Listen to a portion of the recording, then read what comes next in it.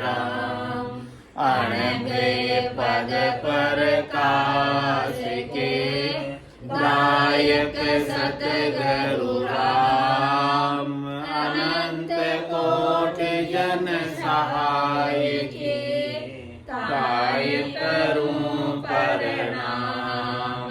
सतगुरु को एको शब्द मन कोई ले मान। तो सहज होते है संत दास मुश्किल सो आसान। भक्ति भक्त भगवंत गुरु चतुर नाम बपुए। जिनके पद रज परस नासत विघ्न है। सब धरती कागज करूं सब वन कलम कटार। सात समुद्र शाही करूं सतगुरु गुण लिखा न जाए। राम राम राम राम। आप सभी के अंदर विराजमान परमात्मा के पावन चरणों में प्रणाम। राम राम। आनंद श्री सदगुरु सुखराम जी महाराज की 90 वाणी। सत्य स्वरूप आनंद पद नैनचर निज नाम का अंग चल रहा है। महाराज अपने स्वरूप की बात बता रहे हैं कि ये स्वरूप का दर्शन हमें कैसे हो, किस प्रकार से हम हमेशा सत्य पर बने रहे, किस प्रकार से हम सत्य से हटे नहीं। सत्य पे बने रहना खास बात है, मुख्य बात। थोड़ी देर के लिए भूल पड़ जाए, पड़ सकती है, ये खास बात। लेकिन फिर सत्य पे आ जाओ। असत बीच बीच में आ जाता है, छाया बीच बीच में आ जाती है, माया बीच बीच में आ जाती है। आती है, उसका स्वभाव है। माया बड़ी बलाई, डाव दे पकड़े आई। माया डाव लगाती है, माया पकड़ती है। छाया अंधकार का स्वभाव है कि वो बार बार आ जाता है। तो अंधकार को मिटाने के लिए क्या चाहिए? प्रकाश चाहिए। तो महाराज के सदगुरु के ज्ञान का प्रकाश यदि आपके घट के भीतर बना रहेगा तो क्या अंधकार की ताकत है क्यों ठहर जाए? हाँ, जैसे ही प्रकाश की कमी हुई तो वो अंधकार फिर से घर करने लगेगा। प्रकाश का परिमाण कम हुआ, प्रकाश कम हुआ और अंधकार फिर से आते। तो ऐसा क्या करें हम कि वो प्रकाश हमारा बना ही रहे? ऐसा क्या उपाय? इस उपाय के लिए दरिया साहब ने भी कहा है कि दरिया दीपक राम का गगन मंडल में जो है, दरिया दीपक राम का गगन मंडल में जो है, तो कहते 3 लोक 14 भवन सहज उजाला हो।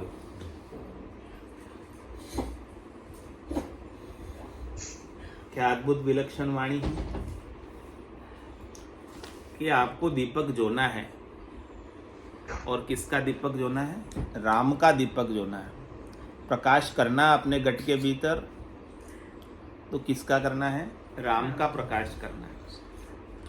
अपने स्वरूप का प्रकाश करना है, अपने स्वरूप का ज्ञान करना है, सत्य का ज्ञान करना है। वो सत्य का प्रकाश कहाँ करना है? कह रहे हैं आप गगन मंडल में करो, हाईएस्ट टॉप, ऊंचाई पर। अब कोई आप ऊंची चीज प्राप्त कर लो तो नीची चीज में तो आनंद सुख वैसे ही आपको प्राप्त होने लग जाएगा। यानी ऊपर की चीज आपको मिल गई तो फिर नीचे का आपको इतना महत्व नहीं रहेगा। जब तक ऊपर की नहीं मिलती है तब तक नीचे के सुखों के लिए हम लालायित रहते हैं, दुखी रहते हैं, परेशान रहते हैं। लेकिन जब अविनाशी वस्तु मिल गई ऐसा ज्ञान हो गया कि गगन मंडल के अंदर यानी सर्वत्र, आकाश मंडल के अंदर यानी सर्वत्र, आकाश कहाँ नहीं है, सर्वत्र हो गया ना। ये सूरज भी आकाश में है, चंद्रमा भी आकाश में है, पृथ्वी भी आकाश में है, तारे भी आकाश में है, आकाश गंगाएं भी आकाश में है, निहारिकाएं भी आकाश में है। कितना लंबा चौड़ा आकाश है, कितना लंबा चौड़ा गगन मंडल, कितना लंबा चौड़ा विदेही मंडल। देही मंडल तो एक सीमित है देह तक, विदेही मंडल जो देह से अलग। हम क्या करते हैं, दिया जोते देह में, यानी सुख की कामना करते हैं, देह के सुख की। हम सुख चाहते हैं किसका, देह का, देह सुख चाहते हैं। तो दिया हमने कहाँ जोया, देह का जोया। यानी देह के सुख की कामना की तो देह में दिया। हमारे अखंड सुख की कामना करो, कामना ही करनी है तो अखूट सुख, अखंड आनंद की कामना करो, तो आपको उसके लिए गगन मंडल में दिया जोना पड़ेगा। यानी गगन मंडल में प्रकाश हो गया तो सब सर्वत्र प्रकाश हो जाएगा। फिर आपको देह के सुख भी सब मिल जाएंगे, देह के सुख भी फिर बाकी नहीं रहेंगे। यदि आपके अंदर में संतोष आ गया तो जितना आपके पास है वो कम पड़ेगा क्या। और अंदर में संतोष नहीं आया, भीतर में संतोष नहीं आया, भीतर का आनंद नहीं मिला, विदेही मंडल का आनंद नहीं मिला, गगन मंडल का आनंद नहीं मिला, तो जितना भी संसार का त्रिलोकी का सुख है वो भी आपके लिए कम। यानी किसी को पूरा त्रिलोकी का नाथ भी बना देना तो भी उसकी इच्छा पूरी नहीं होती है। कहते हैं तुम्हें ये 3 लोग जीता, अब अगले वाले 3 लोग और जीतेंगे। ऐसे 3 लोग कितने ही है ना इस संसार में।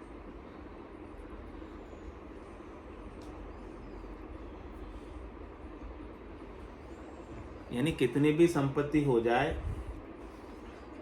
कितना भी सुख हो जाए, हद का, पदार्थों का, विनाशी का, तब तक महाराज कह रहे आप सुखी नहीं हो सकते, आनंदित नहीं हो सकते, प्रसन्न नहीं हो सकते, मुदित नहीं हो सकते। और एक बार आपका दिया जुब गया ज्ञान का, गगन मंडल में, विदेही मंडल में, स्वरूप का बोध हो गया, सत का आप अनुभव करने लगे, सत का आप अपने घट के भीतर अनुभव करोगे तो आपको सर्वत्र अनुभव होगा। अपने घट के भीतर अनुभव नहीं करोगे सत का तो कहीं अनुभव नहीं होगा। तो सबसे पहले कहाँ से आरंभ करना है, अपने ही घट से आरंभ करना। कह रहे जो पिंड है सो ब्रह्मांड है, जो बाहर ब्रह्मांड में है वो सब आपके पिंड में मौजूद है। तो आपको बाहर कहीं भगने की, बाहर कहीं जाने की, बाहर कुछ करने की आवश्यकता ही नहीं है। आरंभ कहाँ से करो, अपने भीतर से करो, जो आपके सबसे नज़दीक है, जिसके लिए कहीं चल के जाना ही नहीं है, वहाँ से ही स्टार्ट कर दो। करें वहाँ से स्टार्ट करोगे तो वहीं सब कुछ मिल जाएगा। फिर जाने की कामना ही मिट जाएगी, जाने की चाहना ही मिट जाएगी, जाना ही मिट जाएगा, आवागमन ही मिट जाएगा। यदि आपने अपने स्वरूप को, सत को यहीं पा लिया तो हमारा कहीं दीपावली का पावन पर्व तो आपको दीपक तो जोना है, लेकिन कहाँ जोना है महाराज कह रहे, दरिया दीपक राम का गगन मंडल में जो, गगन मंडल में जो दो। फिर आपके लिए 3 लोक 14 भवन सहज उजाला होए। फिर आपके 3 लोक 14 भवनों में भी आनंद ही आनंद है। फिर आप यहाँ भी रहो ना तो कोई दुख की बात नहीं, क्लेश की बात नहीं है, तकलीफ की बात नहीं है।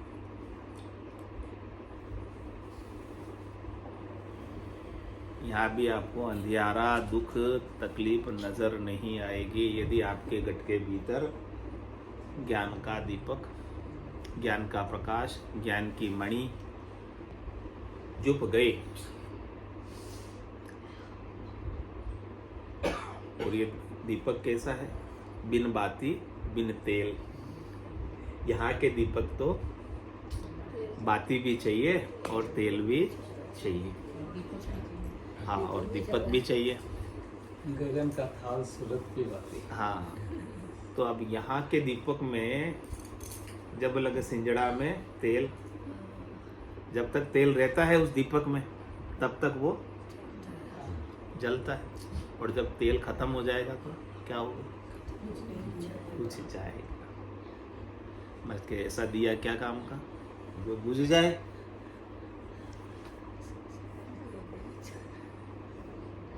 आपको तो ऐसा दिया जो ना है बिना ही बाती के, बिना ही तेल के, जो कभी बुझे ही नहीं। एक बार जुप गया तो जुप गया। वो आप विदेही मंडल में ही जो सकते हैं, गिगन मंडल में ही जो सकते हैं। बाकी तो हद के सब दिए बुझने वाले हैं, मिटने वाले हैं। कोई रहने वाला नहीं है, कोई अखंडित नहीं है, सब खंडित है। सब थोड़ी देर के। खंडित का मतलब समय के किसी खंड में है, समय के किसी एक भाग में है, यानी वो समय के अधीन है, यानी वो काल के अधीन। कालातीत नहीं है, अकाल नहीं है। आपको ऐसा दिया जो ना है जो कालातीत है, अकाल है, वो दिया आप खुद हो। सदगुरु ने अपना दिया जोया, और जोकर ज्योत से ज्योत जगाते चल। आगे से आगे स्वरूप का बोध कराते चल। सदगुरु ने अपने स्वरूप का बोध किया, गिगन मंडल का दिया जोया, विदेही मंडल का दिया जोया, यानी अपने भीतर ही परमात्मा को प्रकट किया, और प्रकट करके स्वयं ही परमात्मा रूप हो गए। तो जो परमात्मा रूप हो गए उसे सर्वत्र परमात्मा नजर आने लगे। उसके लिए अब कोई दूसरा रहा ही नहीं। अब उसके लिए सब पूज्य हो गए। सिया राम में सब जग जानी, करऊं प्रणाम जोरी जुग पानी। अब उसके लिए सर्वत्र परमात्मा हो गए। परमात्मा के सिवाय दूसरा कोई बचा ही नहीं, क्योंकि वास्तव में भी नहीं। सत्ता है तो केवल परमात्मा की है, बाकी दूसरी चीजें तो सब परमात्मा के अंदर कल्पित है। सब अपने अपनी कल्पना से बने हैं, क्षणभंगुर है। जैसे आप स्वप्न के अंदर कल्पना से स्वप्न की देह बना देते हैं, स्वप्न के स्त्री बना देते हैं, स्वप्न के पुरुष बना देते हैं, स्वप्न की वस्तुएं बना देते हैं, ऐसे ही सब कुछ उस परमात्मा में कल्पित है। सत्य केवल एक है, परमात्मा। उस सत्य का बोध करना है, उस सत्य के बोध का दिया जोना है हमको। और अभी अवसर है, अभी जो सकते हो। अभी जुब गया तो महाराज कह रहे फिर 3 लोग 14 भवन भी आपके लिए कोई तकलीफ का, कष्ट का कारण नहीं। फिर आप बोले कहीं रहो, क्या फर्क पड़ता? रहोगे तो यही ना, कहाँ जाओगे? जब तक आपके आयुष्मान कर्म है, जब तक आपके शरीर की श्वासें बाकी है, कहाँ जाओगे? क्या मुक्ति जाने के बाद होगी या अभी हो जाएगी? अभी हो जाएगी, अभी हो जाएगी। जीते जी। हाँ, अभी हो जाएगी। जाने के बाद होगी तो फिर तो आश्वासन हो गया कि मुक्ति वास्तव में नहीं होगी, एक वादा हो गया, ये होगा होगा होगा होगा नहीं कभी, फिर वो वादा कभी पूरा होता नहीं।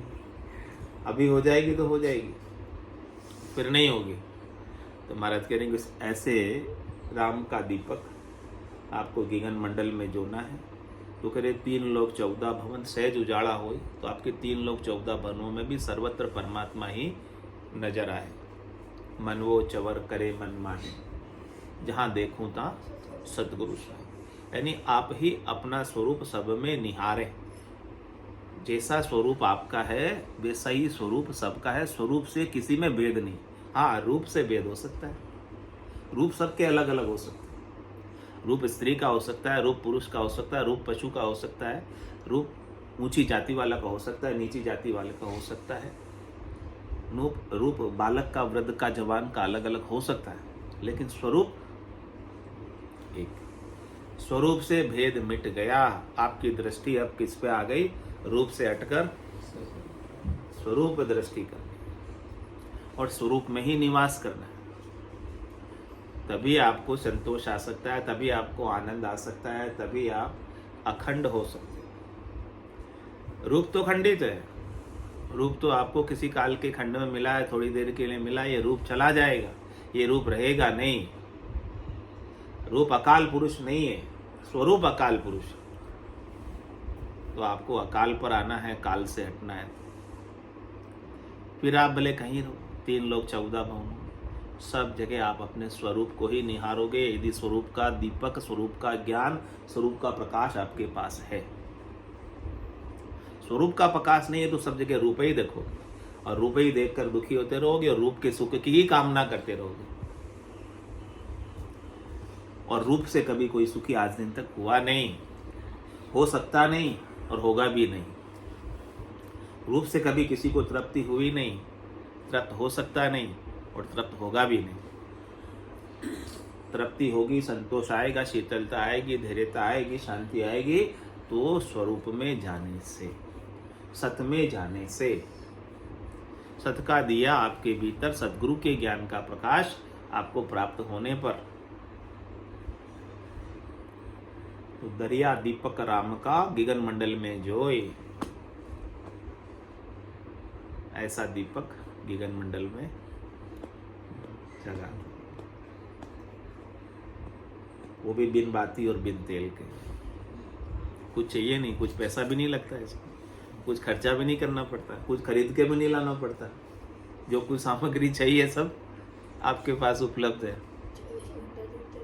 हाँ, अखंड जोत जलाते ना दीपावली के 2-3 दिन, और तो 2-3 दिन के लिए जोते हैं। अब महाराज कहने की अखंडित ऐसी ज्योति आपके अंदर ही जग जाए जो कभी अगली दीपावली तक भी नहीं बुझे।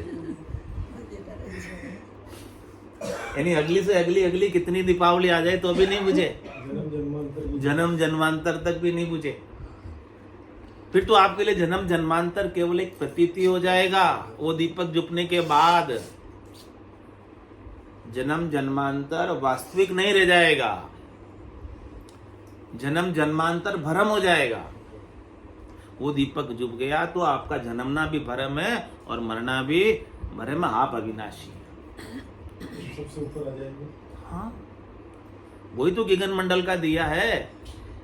आपको अपने अविनाशी स्वरूप का बोध होना ही गगन मंडल का दिया है। फिर 3 लोक 14 भवन आपके लिए दुख का, तकलीफ का कोई कारण ही नहीं है, क्योंकि आप उसमें है ही नहीं।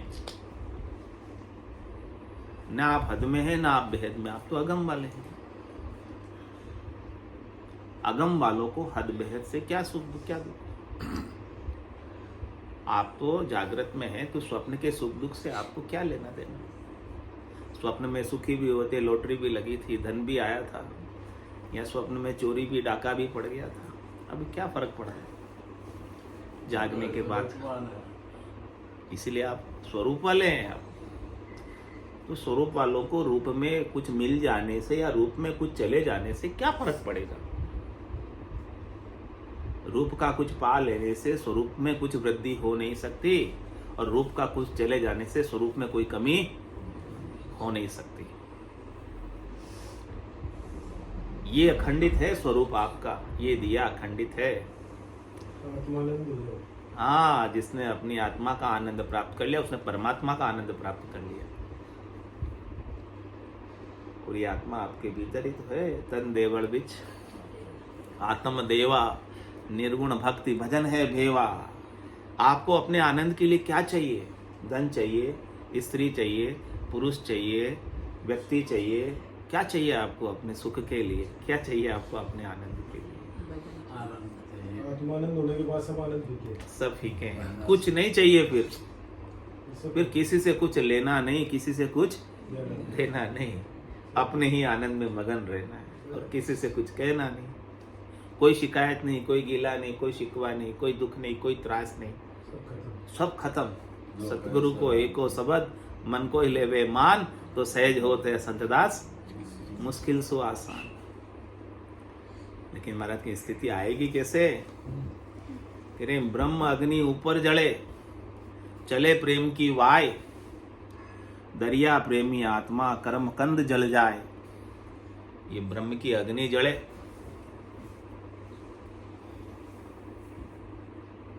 ब्रह्म की अग्नि ऊपर जलती है, गगन मंडल में जल रही है। दिया कहाँ छुपा है? गगन मंडल में छुपा है। तो ब्रह्म की अग्नि कहाँ प्रकट हुई दिए की? ब्रह्म का प्रकाश कहाँ प्रकट हुआ? गगन मंडल में ऊपर प्रकट हुआ। और वहां से प्रेम की वायु चल रही है। वहां का प्रेम प्रकट हुआ है स्वरूप में मिलने का। और स्वरूप में मिलने में बाधक कौन थे? अपने ही कर्म, अपनी ही इच्छाएं, अपनी ही कामनाएं, अपनी ही वासनाएं, अपने ही मनोरथ, अपनी ही मनोकामना, अपने ही संकल्प, अपने ही विकल्प। ये सब चीजें कचरे की तरह, छिलके की तरह, आवरण की तरह हमारे ऊपर आच्छादित हो।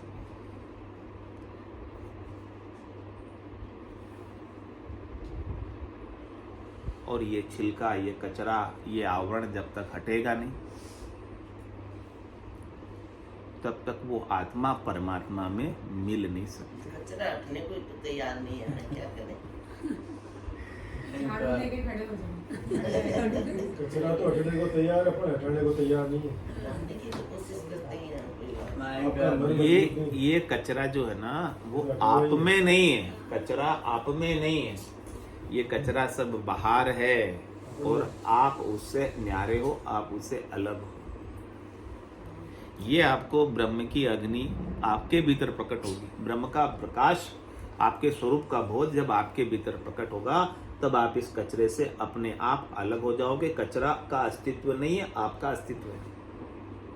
कचरा वास्तव में होता ही नहीं है, कर्म वास्तव में होते ही नहीं है, पाप पुण्य वास्तव में होते ही नहीं है, स्वर्ग नरक वास्तव में होते ही नहीं है। ये तो केवल आपने ऊपर से माने हुए हैं, आपने अपने ऊपर आरोपित किए हुए हैं। ये आपके अंदर एक भी नहीं है। आपने अपने ऊपर आरोपित करके आप इससे सुखी भी हो रहे हो और आप इससे दुखी भी हो रहे हो। ये सब आपकी कल्पनाएं हैं। इसमें कुछ भी यथार्थ नहीं है, इसमें कुछ भी वास्तविक नहीं है। वास्तविक हो तो केवल और केवल आप। ये सब कचरा हटाओ, अवास्तविक हटाओ, विनाशी हटाओ। मनुष्य जीवन लेके भी उसमें फंसे हैं। उसी में फंसे हुए हैं। फिर तो पशुवत ही जीवन बिता रहे।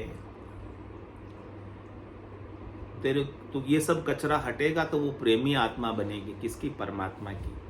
प्रेम होएगा सच्चा किससे? परमात्मा से। और वो प्रेमी आत्मा जिसका परमात्मा से प्रेम लग गया, सत्य से प्रेम लग गया, उसका फिर संसार से मोह, संसार से आसक्ति, संसार से चाहना सब हट जाएगी। फिर उसके लिए जग को हेत सकल दुखदायक, जहाँ संग सुख मति जानो, सुखदायक सतसंगत जुग में सद्गुरु शरण पिछानो। वो संसार का हेत उसका रहेगा ही नहीं। और इस अज्ञान अवस्था में संसार का हेत हमें दुख देने वाला है। और वही ज्ञान अवस्था में सर्वत्र संसार रहेगा ही नहीं, सर्वत्र परमात्मा ही रहेगा। तो फिर हेत होगा तो भी वो परमात्मा से होगा, सत्य से होगा। तो फिर संसार में भी रहेगा लेकिन आनंद में रहेगा, क्योंकि उसे संसार दिखाई नहीं देता। अब कौन दिखाई देता है संसार में भी? अब माया दिखाई नहीं देती है। अब माया में भी कौन दिखाई देता है? परमात्मा। क्योंकि परमात्मा के सिवाय दूसरा तो और कोई है ही नहीं। जब तक हमारी दृष्टि परमात्मा पर नहीं जाती है तब तक हमें माया दिखती है।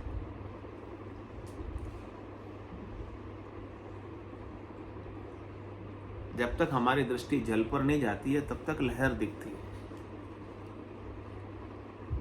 जब तक हमारी दृष्टि मिट्टी पर नहीं जाती है तब तक सकोरा घड़ी दिखती है। जब तक हमारी दृष्टि स्वर्ण पर नहीं जाती है, सोने पर नहीं जाती है, तब तक आभूषण दिखते हैं अलग अलग बात के।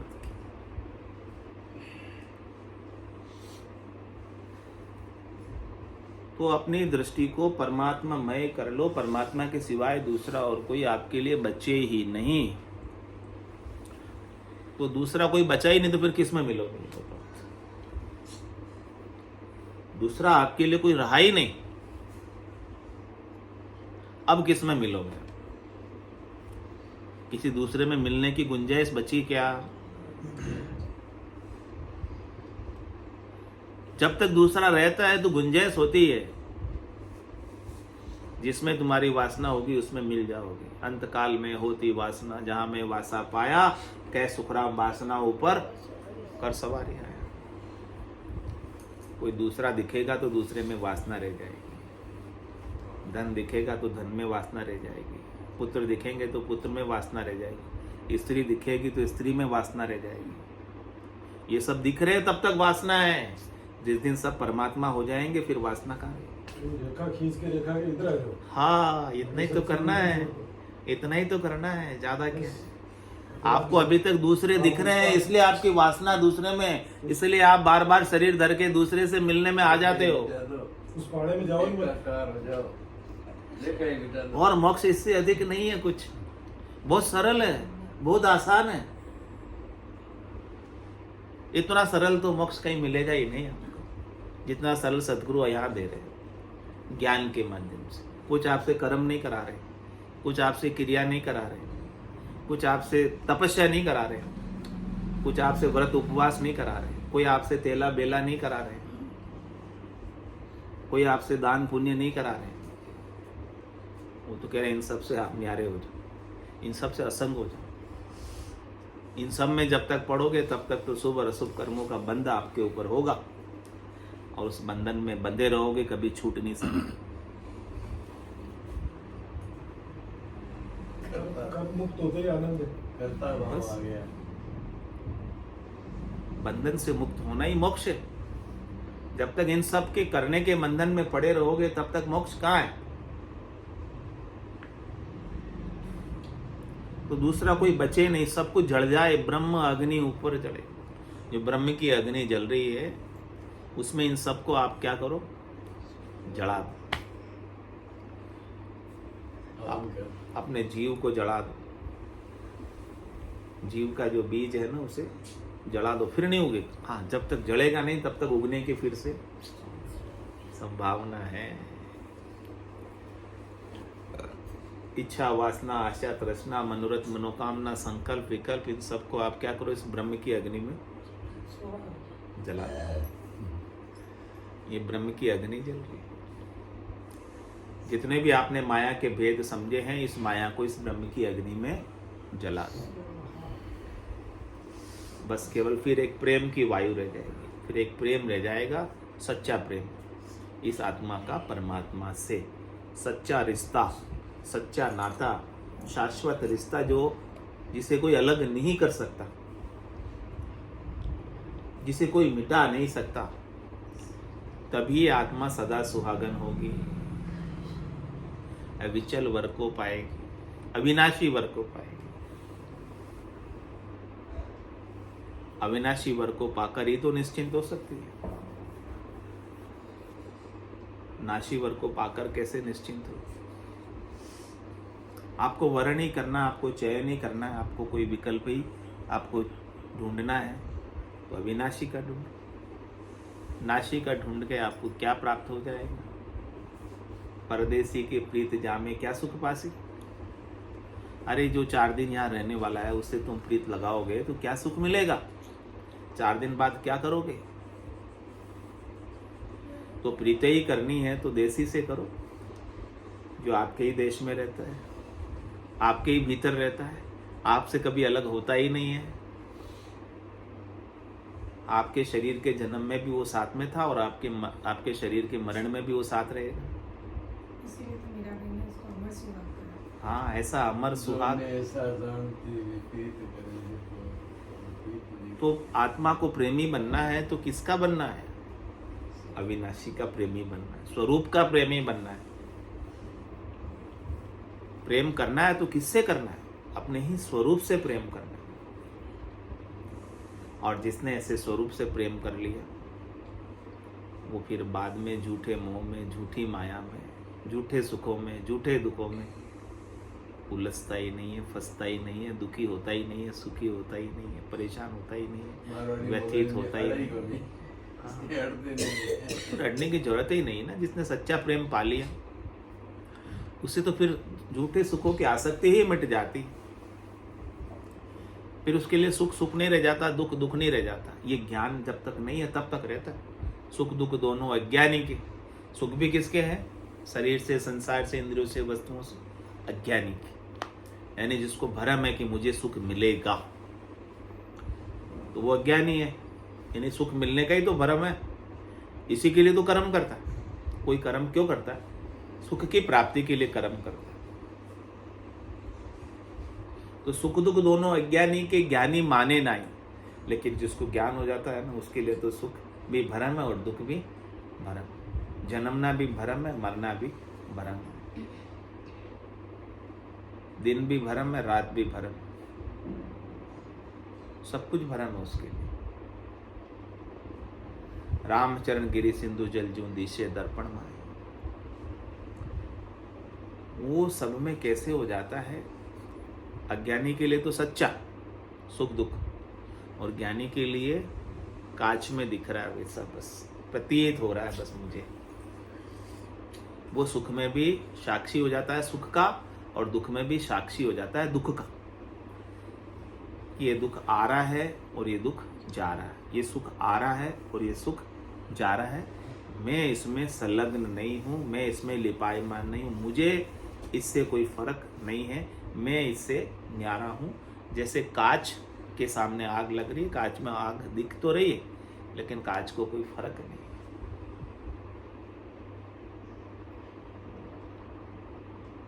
सिंधु दिख रहा है सबको, सागर दिख रहा है, पहाड़ दिख रहे हैं ऊंचे ऊंचे कांच में, लेकिन केवल चित्र है उसके सामने, वास्तविक नहीं। नाटक है केवल उसके सामने, खेल है केवल उसके सामने, वास्तव में कुछ नहीं। इस ब्रह्म को परसने की स्थिति जिसने पाई है, उसके लिए सकल व्यवहार हो गया झूठा। उसके सारे संसार के व्यवहार किस प्रकार हो जाते हैं? नाटक रूप हो जाते हैं, खेल रूप हो जाते हैं। उसमें न सुखी होता है संसार के व्यवहारों से, और न दुखी होता है संसार के व्यवहारों से। संसार में किसी से आपको अच्छा व्यवहार भी मिलेगा, किसी से आपको बुरा व्यवहार भी मिलेगा, तो आप अच्छे व्यवहार से खुश हो जाते हो और बुरे व्यवहार से तो शीशा बना लो। शीशा बना। बस केवल उसके साक्षी बन जाओ, उसके दृष्टा बन जाओ, न तो अपने को उसमें दुखी होना है और न उसमें हमें को सुखी होना है। ये अच्छे और बुरे व्यवहार तो अपने को अपने ही कर्मों के अनुसार प्राप्त हो रहे। वो कोई न दुख देने वाला है, न कोई सुख देने वाला है। हमें तो केवल उनका साक्षी रहना है कि हमारे ही ये कर्मों को उतार रहा है। इस प्रकार का भाव रखकर नए कर्म नहीं बांधने, उनसे अलग रहना, निर्लेप रहना, उलझना नहीं और अधिक। अपन मनुष्य जन्म पाया तो सुलझने के लिए पाया कि उलझने के लिए? सुलझने की कोशिश करते और उलझते जाते हैं। करो उसको, क्यों उलझ रहा है? तो ऐसी ब्रह्म की अग्नि में इन सबको आप जला दो, केवल ब्रह्म बच जाए। कचरा कचरा, फूस फूस सब जला दो, छोई छोई, छिलके छिलके, असार असार सब जला दो, कुछ बचे नहीं। जो आप बाद में बने हो सबको हटा दो। और इतने दिनों यहाँ आने के बाद भी सुबह सारी रात रामायण सुन के सुबह कह रहे सीता कौन थी? फिर क्या? देखो, अनंत जन्मों के संस्कार है, वो साफ होते होते ही होंगे। अपन घर में झाड़ू रोज लगाते हैं, फिर भी कचरा रोज आ जाता, वापस दूसरे दिन भी वापस झाड़ू। आज के नहीं है ना संस्कार, ये इनको साफ करने में वक्त लग रहा है, लेकिन आपको परमात्मा होने में वक्त नहीं है। ये आपके ऊपर काई आ गई, आवरण आ गया, इस आवरण को साफ करने में समय लग रहा है। साफ करने में भी समय नहीं लग रहा, इतना डेडिकेशन नहीं है कि हमें साफ करना है। सही बात। मुमुक्षुता नहीं है। डेडिकेशन के साथ करो तो एक दिन में साफ हो जाएगा। है, तुरंत हो जाए। मजबूती नहीं है आपको। दृढ़ता नहीं है। इतना मजबूती के साथ, दृढ़ता के साथ करोगे तो पक्का ही निश्चित हो जाएगा, निश्चित हो। निश्चित रूप से हो जाएगा। उसमें अधिक समय नहीं लगेगा। फारस पत्थर है, तो महाराज के आपके जितने भी कर्म हैं, कंद है, वो सब जल जाएंगे आपके स्वरूप के प्रकट होने पर। कोई बचेंगे नहीं, ब्रह्म के प्रकट होने पर, ब्रह्म दृष्टि आने पर। हाँ, अभी देह दृष्टि है, देह दृष्टि से आपको आत्म दृष्टि लानी है, आत्म दृष्टि से भी ब्रह्म दृष्टि लानी है। देह दृष्टि में तो हम देह को मैं मानते हैं, आत्म दृष्टि में जीवात्मा हो जाती है, और फिर ब्रह्म दृष्टि में सर्वत्र ब्रह्म ही है, परमात्मा ही है, परमात्मा के सिवाय दूसरा और कोई है ही नहीं। ऐसी ब्रह्म दृष्टि जिस दिन आ गई तो उस दिन संसार जड़ जाएगा आपके लिए।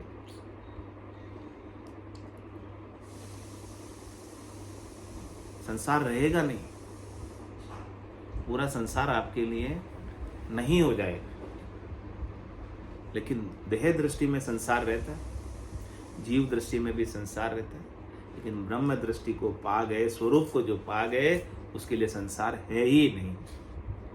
सर्वत्र परमात्मा है, सब सतलोक माई है, सतलोक सबके माई।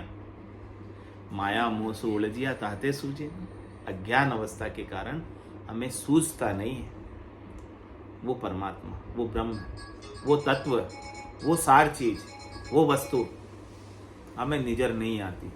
तो हमें उसे ही देखना है, उसे ही पाना है, उसी में रहना है, और ऐसा अगम का दिया हमें जोना है जो बिन बाती और बिन तेल चलता है, जिसमें कोई पैसा भी नहीं लगता, खर्च भी नहीं होता, और जिसे बुझने का भी कोई डर नहीं है। बोलो राम सद्गुरु देव जी महाराज ने दिन्य हो परम दयाल सद्गुरु सुखराम जी महाराज ने दिन्य हो अनंत श्री सद्गुरु सुखराम जी महाराज के ज्ञान सस्वरूप भगवान ने दिन्य हो केवली भगवंता ने दिन्य हो जिया कारण जहाज दिन्य हो मोक्ष के मालिका ने दिन्य हो अनंत कोटि संतान दिन्य हो राम सभा में राम राम सा राम राम सा राम राम राम राम राम राम दिवाली का राम राम सा सब राम राम सा अधिकार उसको निकालने से तो राम राम सा राम राम सा राम आने का रास्ता ही बंद कर दिया। तो दिया अधिकारों से क्या